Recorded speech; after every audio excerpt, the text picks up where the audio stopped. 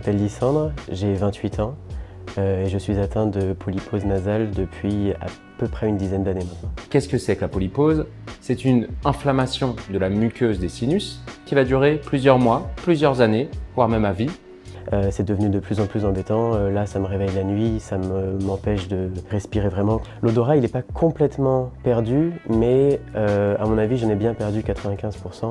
L'inflammation dans les sinus, elle va toucher principalement le sinus ethmoïdal. Le sinus ethmoïdal, c'est le sinus qui est entre les deux yeux. L'inflammation chronique va finir par provoquer petit à petit la formation de polypes, qui correspond à des excroissances de muqueuses. Ces excroissances vont prendre de plus en plus de place au sein du sinus, jusqu'à impacter les sinus environnants. Très rapidement, j'ai eu des corticoïdes par gélule, par la bouche, des traitements d'une semaine en général, et ça a été accompagné très rapidement de lavage de nez avec un rhinolaveur initialement, ainsi que du spray nasal aux corticoïdes. En cas d'inefficacité du traitement médical, on peut avoir recours à la chirurgie. Aujourd'hui, je vais dans cette chirurgie avec un petit peu d'appréhension, c'est sûr, mais moins d'appréhension que de garder les symptômes que j'ai aujourd'hui pour le reste de ma vie. Le patient va tout d'abord passer en consultation d'anesthésie, car la chirurgie se fait sous anesthésie générale. La chirurgie se fait la plupart du temps en ambulatoire. La chirurgie se réalise par voie endoscopique. Globalement, on va rentrer avec des caméras par les fosses nasales. Il n'y a pas de cicatrice à l'extérieur du visage, il n'y a pas de séquelles esthétiques. Et on va réaliser ce qu'on appelle une ethmoïdectomie totale bilatérale. Durant la chirurgie, on va donc décloisonner les sinus, ouvrir très largement les sinus et réduire la surface de muqueuse qui est malade. Après l'intervention et après le réveil du patient, il est transféré en salle de réveil où il va rester sous surveillance pendant 1 heure ou 2.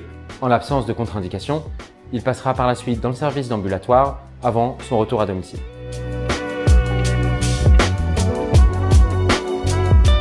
Ça s'est passé très vite en fait, où j'ai l'impression d'avoir été sur le lit et d'un coup de me réveiller dans un autre lit.